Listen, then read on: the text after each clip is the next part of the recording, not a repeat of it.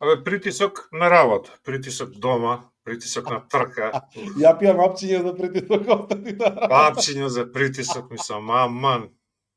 Као гледаш трка да се ослободиш, да се лабаеш од притисок, пак притисок таму. Па притисок, значи, аман више за овој притисок.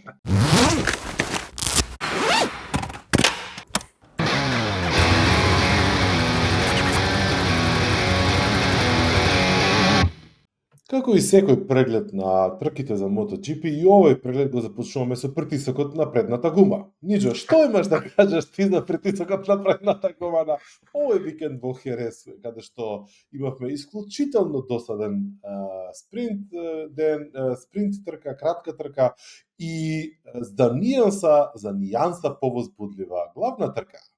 Ниџо, добре дојде во Херес муабетот. Добро те најавдаре. Притисок на работа, притисок дома, притисок на трка. Ја пијам апчиња за притисок остати на работа. Апчиња за притисок, мислам, аман. Као гледаш трка да се ослободиш, да се лабаеш од притисок, пак притисок таму. Па притисок, значи, аман више за овој притисок. Не, она што збориме неколку епизоди наназад, за жал и сезона и пол наназад збориме за тоа колку е притисокот во гумите битна работа, наместо тркањето да биде битна работа, ама за некој што не ги следи тие детали, стварно ќе му биде трката чудна во најмала рака. Значи, да нема претекнување, да има такви перформанси од возачи и као Дукати е доминантен, ама уствари не е доминантен и као Маркес е вундеркинд, ама и не е вундеркинд и така натаму, да. Имам, значи, на страна трка, окей, ќе го дискутираме викендов, нема премногу да филозофираме. Надежта во форма на прашање е следнава. Дали и следните гуми што ќе ги гледаме во MotoGP ќе бидат исто така под влијание на притисок заради сите новитети што ги гледаме од другите аспекти, или мислиш дека е ова нешто што е битно и знак на да речеме не цело, не знам како да наречам, не целосност само на овој Мишелин што го гледаме сега. Или мислиш дека и понатаму секоја следна гума ќе се бори со овој момент со притисок? Не, мислам дека ова ќе биде запамтено како ера на Мишелин и ќе отиде у заборав, затоа што прво ќе се сменат самите концептот на мотоциклите ќе се сменат од 2027, ама за жал ја имаме уште оваа година и цела наредна година со овие гуми, кои што не верувам дека ќе претрпат некаква измена, освен ако не сака Мишелин да си отиде од првенството на висока нога и ако не направи нека промена за која што ќе треба да ги натераат тимовите да тестираат со таа некоја си нова гума, нели? Најавија уште од прошлата година, ама не ја воведоа 2025-та. И тоа ќе им биде последниот, како се вика тоа, лебедов танц, и верувам дека нешто ќе се смени, ама тек наредна година. Оваа година ќе си гледаме вакви калкулирачки трки, каде што Марк претпоставувам дека тргна со понизок притисок во гумите, тоест со повисок, не со понизок, со повисок, затоа што рачунаше дека ќе биде на прва позиција и дека со самото тоа нема да има услови на оваква на патеката каде што ќе треба да иде позади некој за да може да го спушти притисокот и дека ќе гази напред, ама тоа видовме дека се смени у четвртиот круг кога падна, трети или четврт кој беше. Тоа сакав да кажам, нас можеби ни е јасно, можеби да трката е интересна од друг аспект и слично и покрај тоа што нема вистинско тркање или има многу малку. Ајде те молам објасни зашто го почнавме овој муабет вака негативно условно речено со плюкање по гумите и по приказката со притисок, затоа што во основа сите оние моменти на 0,5 стотинки, не 0,5 него 500 стотинки или пола секунда помеѓу возачите е конкретно резултат на фактот дека гумата не може да функционира кога имате мотор пред вас. Затоа Бањаја не можеше да го нападне Фабио, затоа Вињалес не може да го нападне Бањаја, затоа Маркес падна и затоа немаме трка и покрај тоа што самиот факт што Бањаја, трикратниот победник на Херес последните 3 години, не можеше ни да припари позади Фабио и да го нападне, е пораз. Па ако и по цена да паднеш и да ти се зезне притисокот, ја мислам дека срамотно е тоа. Ама колку они имаат проблеми и колку ги плаши фактот дека Маркет падна заради притисокот и дека сето тоа се должи на тие работи, колку се жале дека губат необјаснливо одеднаш гумата им се однесува различно. Ти викаш, добро, окей, па и не е лошо ово што го извозе и што го направија. Па ова ти е како чека да направам нека паралела, не знам да направам нека паралела, да го имаш, не знам, најдоброто оружје у твои раце, а да го пукаш со гумени куршуми место со вистински куршуми. Не знам дали може таква нека паралела да направам. Значи го имаш тоа најдоброто у твои раце, а условите, значи тотално ти зависи све од гумата. Не можеш да експлоатираш целиот потенцијал на моторот, нити собствениот талент. Значи, мене тотално ме подсеќаше ова што му се случи сега на Марк, не збориме за Америка, тоа кота беше сосема друга причина, он едноставно излезе од концентрација и сам си призна. Овде не знае зашто паднала, тоа го гледавме лани кај Пеко. Значи, на Пеко му се случуваат такви ретки грешки кои што многу го коштаа. Знаеме дека он најмалце паѓаше, гледано вкупно, припреми, квалификации и така натаму, меѓутоа тие падови што ги имаше го чина на крај титула. Покрај некои дуели со одредени браќа познати, али пред се изненадувачки падови. Тоа му се случи сега и на Маркес. Ако е притисокот во гумите, мислам дека беше малце рано, нели, за утрката да му се случи такво нешто. Арнома тука има и нешто што се вика надвор од ритам. Он не го вози Дукатито као што треба да го вози. Значи, се уште се навикнува и ако може да кажеме дека Пеко Бањаја се навикнува на ова Дукати кој што го роди ова, нели го направи ова Дукати, онда што останува за Марк. Само што неговиот природен талент некако знае да ги компензира тие недостатоци на ова Дукати кој што го развиваат се уште и не се откажуваат, нели, Пеко вика не се враќам на стариот мотор, иако еднаш изјави. Да. Ама мене ми е бизарно. Ова тркање е бизарно. Искрено супер беше тркачкиот викенд, нели, имаше изненадување во главната трка, не у спринтот беше, јас признавам дека заспав. Пред крај на спринтот, што не ми се случило. Знам дека години се опрашање и све, ама стварно не ми се случило. Затоа што имаше само 2 претекнувања у цел спринт. Значи, спринтот беше најавуван спринт трка, која што требаше да биде. Да, нема калкулации за гориво, нема калкулации за гуми, идеме на се или ништо и така натаму. Арнома, пази ти да возиш спринт као да возиш 24 сати Леман е стварно без везе. И така ме изнервира вака со прашањето за притисок. Осеќам притисок. Добро, на страна сите овие муабети кои што веројатно ќе се повторуваат уште многу пати оваа сезона и најверојатно и следната сезона. MotoGP по урнекот на некуп други спортови пред F1 воведе Rider of the Day, односно Rider of the Race, овој викенд.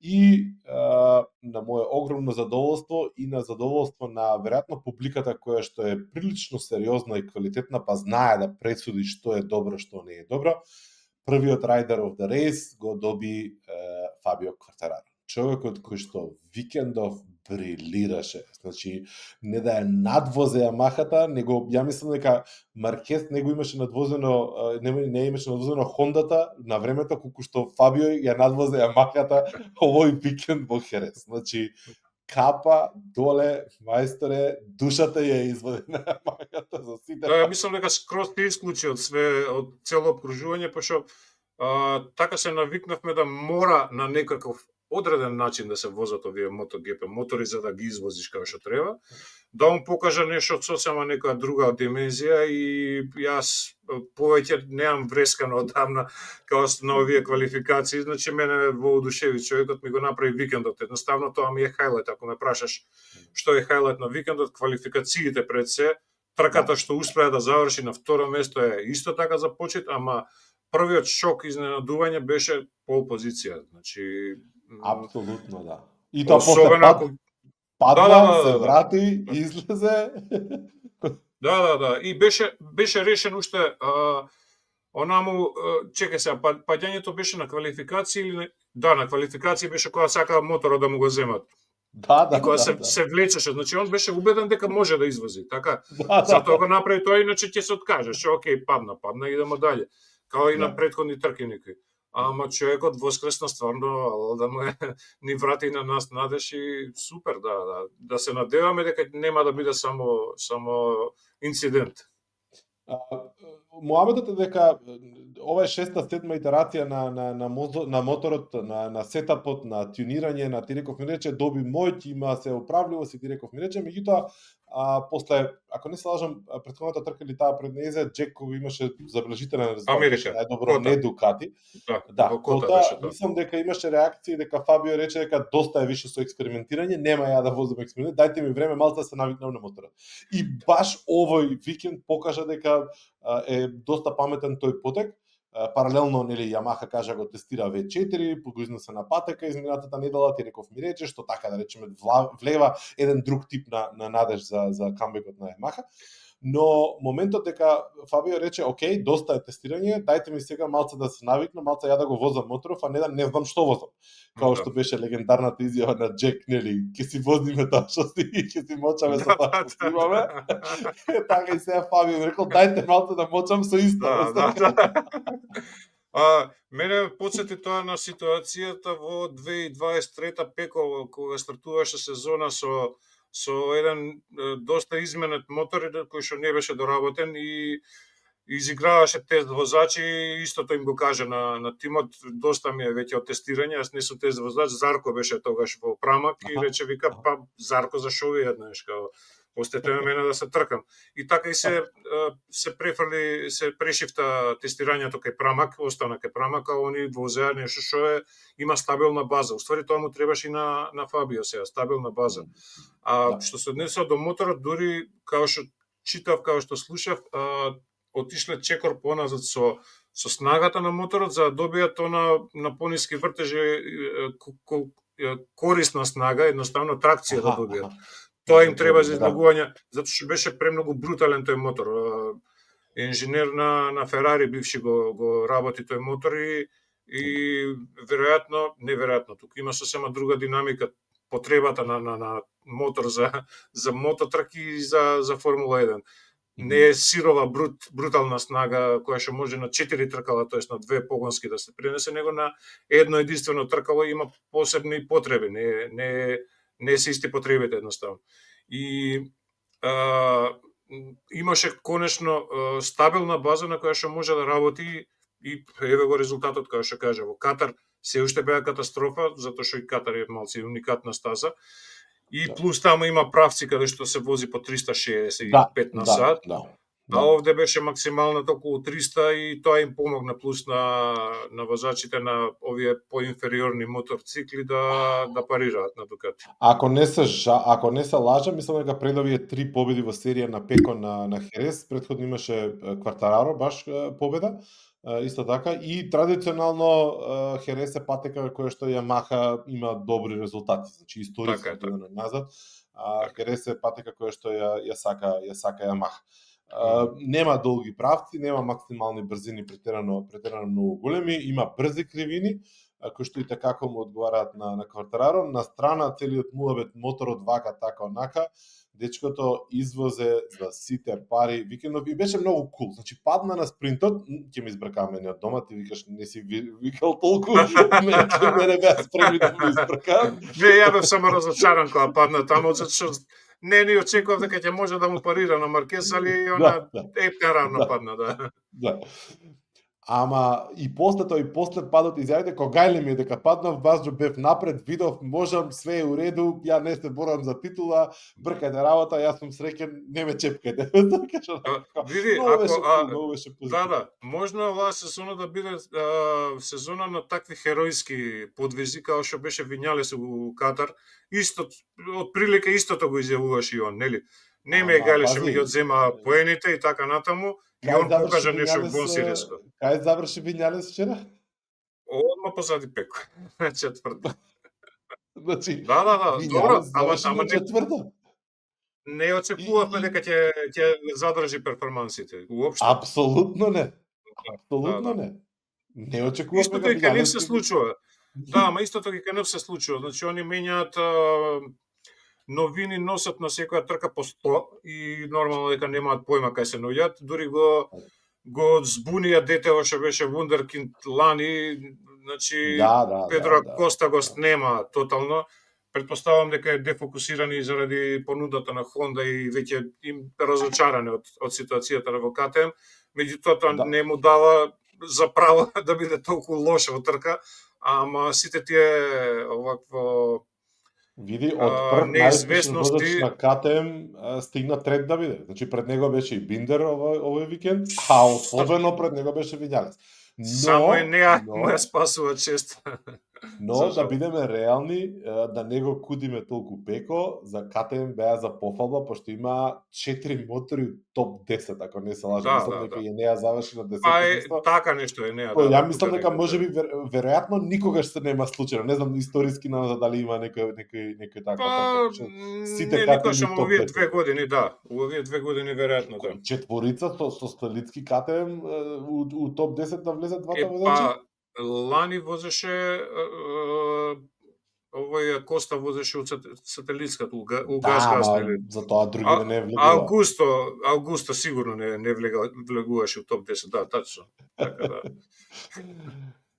Како и да е, и покрај тоа што спринтот најавуваше Дукати куп и дека ќе биде ужасно досадно се, главната трка, ако ништо друго, барем за промена, донесе многу повеќе различни мотори во топ 6, топ 10, пред се затоа што Марк падна, затоа што Фермин Алдигер падна, затоа што Морбидели исто така направи грешка, не дека немаше да завршат таму кај што обично завршуваат од топ 5-6, ама пак ќе кажам, окей, среќни сме, свесни сме дека се брутално доминантни Дукати моторите, малта не више кој да ги вози, се надправуваат меѓу себе и мислам дека, поминати се 15 на минути од муабетов, редно е да го спомнеме малиот Маркез, кој што и не е баш така мал, пошто е 29 години и е повисок од брат му, и пошто конечно ја освои првата победа, што не ми се веруваше дека во трка му е прва победа. Некако ми дојде изненадувачки, не бев свесен дека Затоа нема што победа. имаше Толку се во навикнавме спринт. да го гледаме на подиум. Да, Да. тука беше приказка, зашто имаше Да. победа во спринт, меѓутоа толку се навикнавме да го гледаме на подиум конзистентно да више онака како сикаш,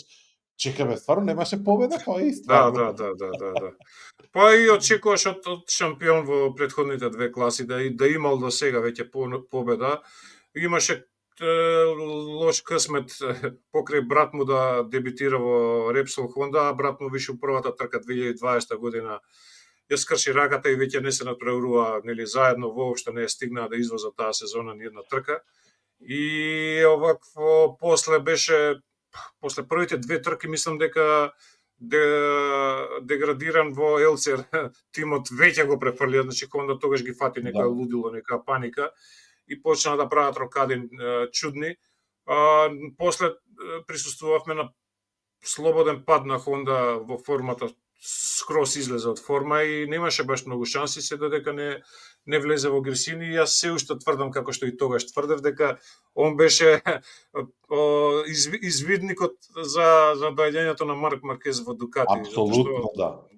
Он прв потегна нога во Гресини, Дукати, и после тоа брат му дојде таму и ајде може ќе повлече назад у фабрички тим Марк Маркез или може би мислам дека не треба да се случи тој чекор во развојот, затоа што се уште на срце ми лежи Гресини тимот. И мислам дека браќата Маркез, цела фамилија Маркез, што му овозможија, каков дух му дадоа на тој тим и како се однесува целиот тим со денеска сите тие зафрканци што си ги прават меѓу себе со расположение, се ова што им се случува, мислам дека е незаслужено, туку очекувано и мораше да го добиете и да го доживеат. Да. Во некоја мера заради љубовта кон Роси ми е криво што VR46 не е тоа што е Гресини сега и покрај тоа што мислам дека требаше да биде или очекувавме да биде, Меѓутоа имам чувство дека дали е до учо, дали е до тоа отсуството на Роси што не е тука секој ден, дека можеби као и собственик е различен тип на притисок и слично. Меѓутоа далеку покрути, далеку по-ригидни, далеку по-не забава ориентирани, во смисла не уживаат VR46, многу повеќе го чувствувате притисок на Роси и на перформансот што мора да го испорачат, а у моментов се најслабиот тим од Дукати, не знам по бројки како се, ама вака по перцепција го имаат најновиот мотор еден од двата, ама ајде Ферминал Бигер не го збориме за резултати, ама еве го он вади резултати, ме свегаш. Да. Они немаа баш континуитет како возачки пар предходниот период, нели Лука преиде во Хонда, Марко преиде во Априлија и така да и они лутаа со возачката постава, што не дека оправдување, меѓутоа нема стабилност нека. Друга работа немаат изразит фронтмен во тимот, некој харизматичен као Роси на времето што беше и као што е сега Маркес, као што е Фабио Квартараро и така натаму. Секоја чест на Френки си е посебен тип, Диџи е симпатичен, ама харизмата која што имаше Марко, например, мене Марко ми има стварно добра енергија и харизма, ама он сега се осеќа како голема корпорација која ќе преидеш од друштвото, нели бил фирма во тим кој што му беше забава пред се. Да, сега има цела тежина на официјалниот фабрички тим на Априлија затоа што не е тука и му се поклопи Хорхе Мартин да го тргне светлото од него. И мислам дека е малце изгубен моторот, каков е таков е, имаше Лоренцо Салвадори многу страшен пат, мене баш мислев дека нешто ќе се повреди човекот, значи и тој е непредвидлив мотор, тој фрла као див коњ од себе те фрла и мислам дека во Грч вози Марко. Сега не му помага многу тоа што Ајо Гура прави чуда со него. И не му помага, срамота е. А притисокот расте, се поише и поише. Резултати нема. На притисокот. Да.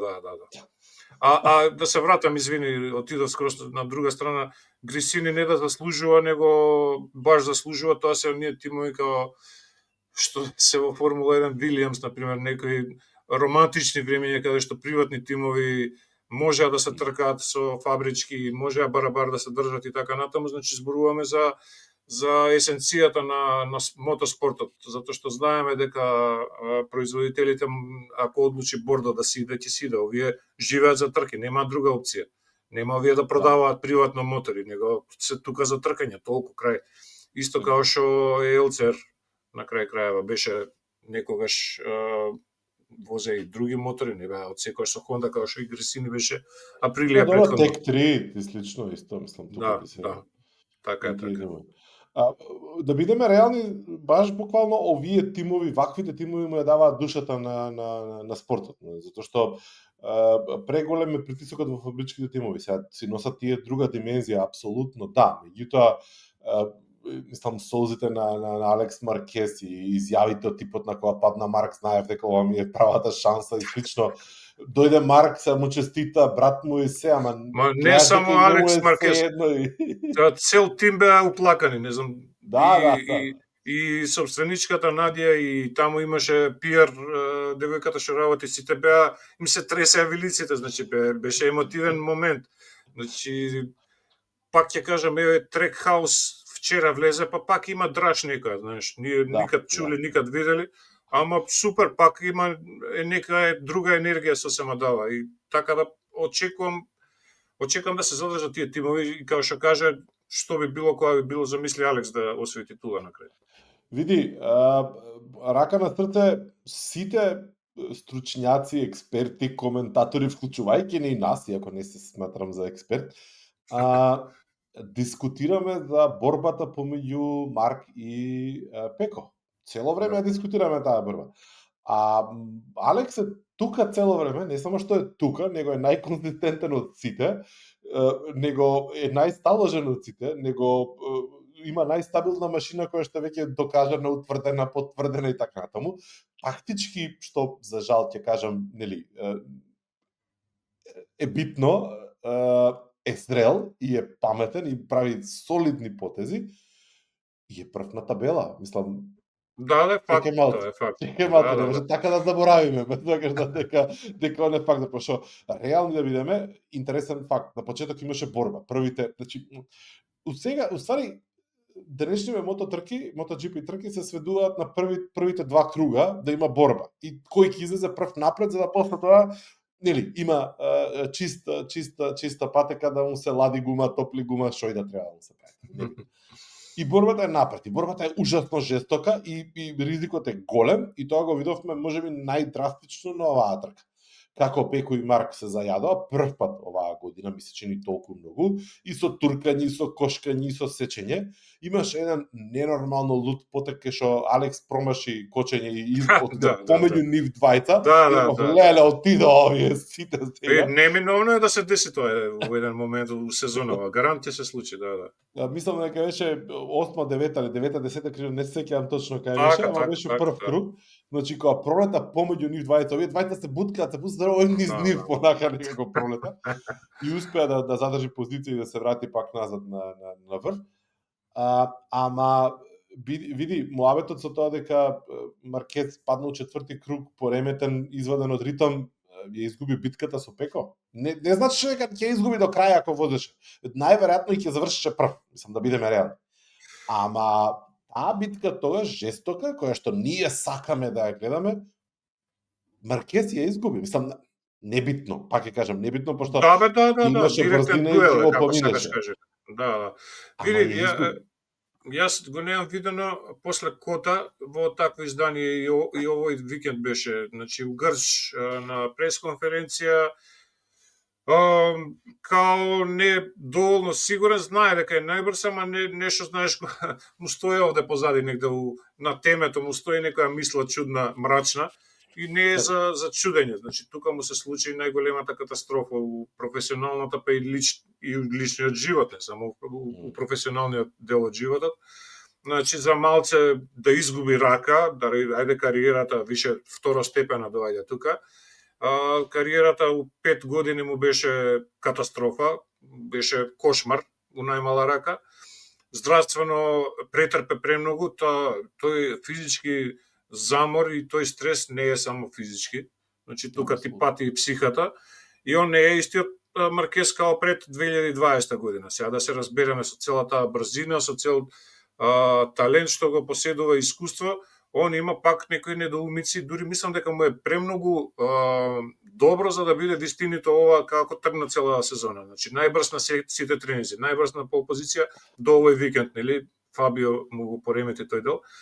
Да. Ама мислам дека психата и кај него игра улога и он многу добро знае што има, пак ќе кажам, Пеко Бањаја во своји раце и многу добро знае дека кога ќе се поредат коцките, Пеко Бањаја е не сопирлив.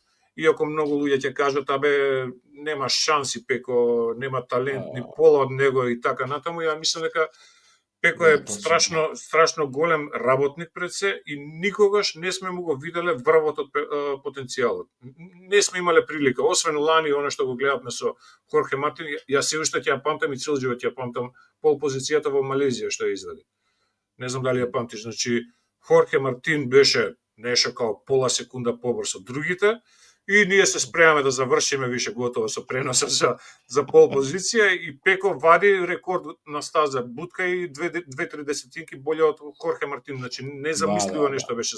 Знаеме кој е Хорхе Мартин кога се станува збор за квалификација, значи човекот има многу што да покаже и убеден сум дека кога ќе се подредат овие работи што него му фалат, а дефинитивно и на Марк му фалат, тек тогаш ќе гледаме борба на титани. И мислам дека Алекс Маркез ќе испадне тогаш од борбата. Мислам, тоа е моје мислење. Пази, разликата е 20 бода. Да, све е игра, да. Тоа е ништо. Значи 4 трки, 4 викенди се поминати. Има уште така 4 помина, така? Или 5? 4. Од 22. Да, 4 од 22. 4, да, точно. Се уште сме на една петина, знаеш. Да, точно. И тоа се два спринта, не е ни цела трка. Далеку сме, Да, апсолутно, што претерано многу има, свашта може да се случи, тука нема претенциозија. Ама ја не би го отпишал Алекс. Искрен да бидам, не би го Не, не, отпишал. не зборуваме за отпишување, него за некоја си траекторија што јас ја очекувам, а не мора да значи дека ќе биде така на крај. Покажа најголема конзистентност. Нема пат ни еден на трка Алекс од почеток на сезона, така? 5-2, 5-2, 5-2, 5-2, 5-2, 5-2. Ова на Катар беше фиаско за него, трката беше. Да, точно. Али пази, 6, Алекс, како заврши на крај? 7. Не знам кај заврши искрено, ама знам дека ја промаши, нели, прво се заби кај Марко, после кај Диджи. Со Алекс е интересно што он е човек кој што му требаат 5-6 сезони за да освои титула, ама кога ќе дојде до поредување на коцките, он стварно е многу посветен и може да направи чудо. Едноставно, јас кога сум го отпишувал од борба за титула, тогаш победувал, тогаш освојувал титула, така да еве ако го отпишам сега. За мене најфасцинатен податок овој викенд беше, не знам дали беше во саботата или во неделата, ја гледаме трка, во неделата. Алекс Маркез победува, прва победа, се супер и така натаму, и викаме добро колку се разлика со Марк. Ја викам, па не се многу, 2-3 години се. И онака сега рачунаш, Марк 32, во 2-3 години, не вали дека Алекс 29, тоа е многу. Знаеш, Пеко е помлад од него, а ти го рачунаш него како, знаеш, се уште и се бори за прва победа. И сега онака како отварам на интернет, проверам, викам стварно 29 години, викам, чекај малку, ќе го ставиш во перспектива колку години вози MotoGP Алекс Маркез? Алекс, па ова треба да му е 6-та сезона, мислам дека 20 од 2020 е, да. Значи, сега реално да видиме 6-та сезона, прва победа, некој пат нема победа и слично, ама цело време е горе, цело време во битка. Слично на Зарко, знаеш, и он дека тек лани преквани освои првата победа, преквани. Да. Така да, он двократен шампион у Мото двојки и така натаму. Колку подиум имаше? 15 пред да освои победа, нешто така беше. Али тоа се некои late bloomers или и ќе видиме дали ќе успее дали ќе може да издржи едноставно, пази, ова е маратон 22 трки, секој што ќе биде победник ќе биде заслужен победник, тука нема муавет, шампион уствари. Ама ќе видиме што ќе каже. Пак ќе кажам, отворивме се муаветот за притисокот, ќе затвориме се муаветот за притисокот и покрај тоа што нас веројатно и на поголемиот дел од публиката сега веќе им станува јасно како ќе изгледаат трките понатаму. Не е дека се лоши, не е дека го потценуваме тоа што го прават луѓето, меѓутоа борба во први два круга и после тоа возење секој со свој ритам, идете возите формула, како ти кажам. Не им дозволуваат. Просто гумите не им дозволуваат да се тркаат. Буквално така, значи и тоа е покомплексен проблем. Сме збореле, не гумите дека се лоши, едноставно нема тестирање за направат промена. Толку е просто. Тоа ти е као си стигнал као билдери, не знаеш горе што се развиење, доле со тенки ножиња. Не можеш, брате мили, мораш паралелно да се развиваш. Ова гумиве се буквално така.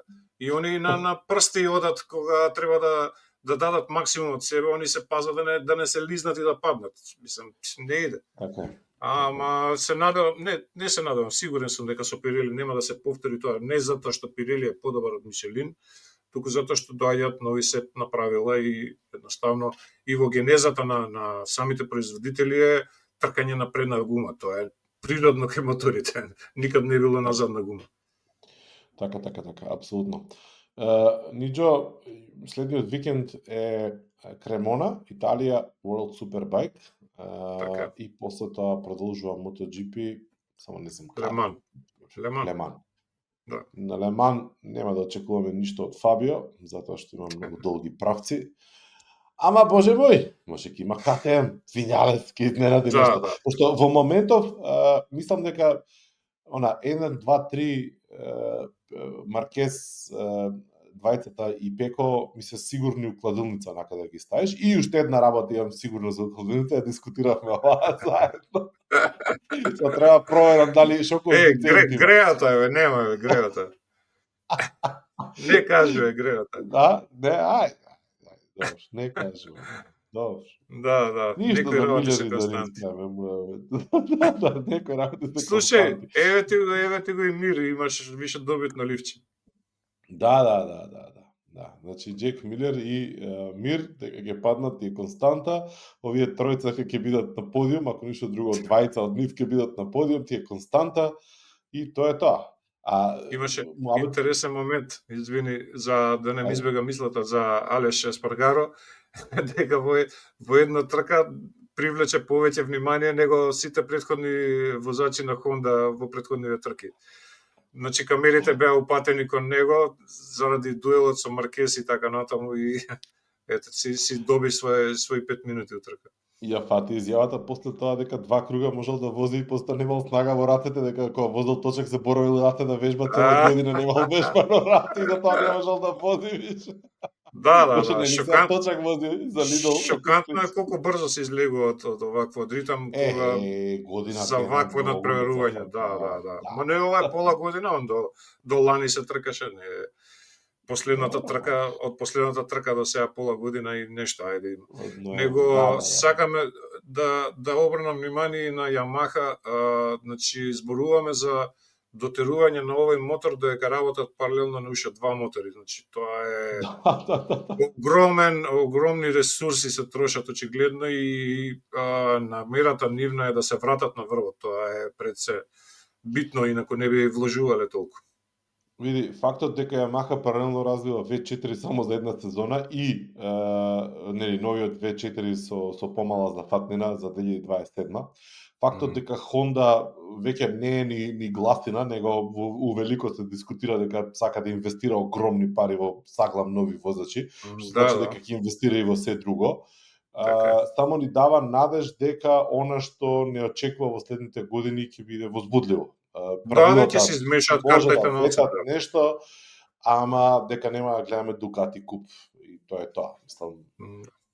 И покрај тоа што не е дека незаслужено нели го уживаат статусот што го уживаат сега Дукати, сепак не е поентата на тркањето тоа. Да, и Дукати беше во позиција на која што беа Honda и Yamaha лани пред 7-8 години, од прилика до пред 7-8 години.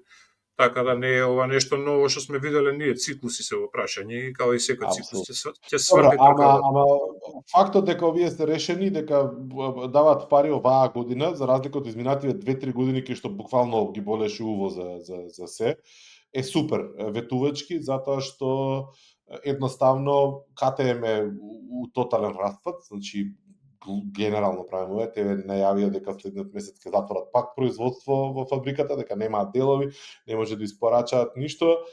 Раскинаа партнерството за дистрибуција со ТЕВ, што е уште еден индикатор дека нешто драстично ќе се промени таму.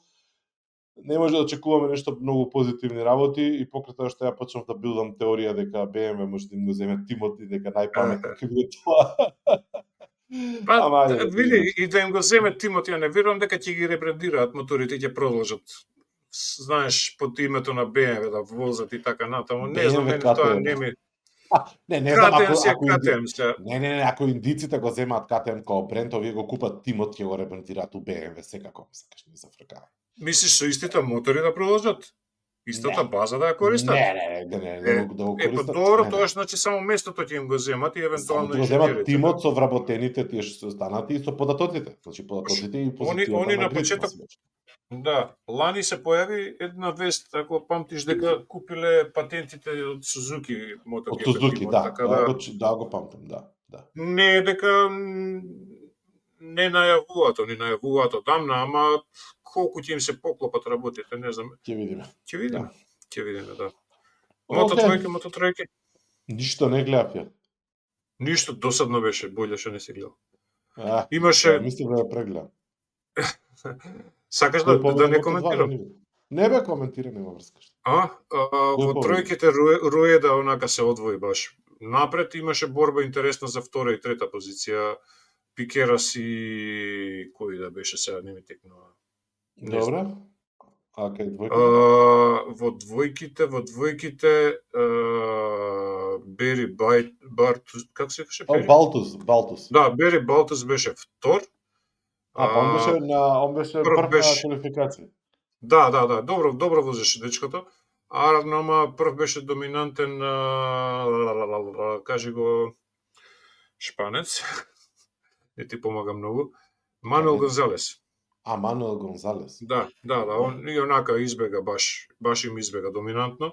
Таму имаше интересна борба за трета позиција.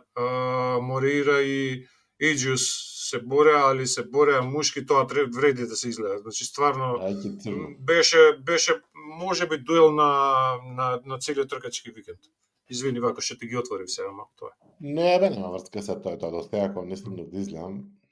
Мислев вчера вечер многу Дури кошарки не можев. И Алонсо беше добар во Гледам. квалификации. Дани Холгадо исто класично добар и за жал пред време завршија, мислам некај 20-та трка. А мојот Пулен што направи? Слаб беше, негде 7-8 беше. Не успеа да прогресира како на претходните трки. Океј. Добро. Ништо. Тоа е тоа. Уживаме во првомајскиот викенд. Претпоставам за поголем дел од луѓето продолжен, па со нови вести од Кремона, каде што имаме високи очекувања за еден висок водач. Се гледаме. И тежок и висок. Ќе видиме како ќе се покаже, да. Не сум нешто премногу оптимист, ама мислам ќе Нека видиме. проба. Тоа е тоа. Поздрав. Важи. Чао, Даре, се најдобро. Чао.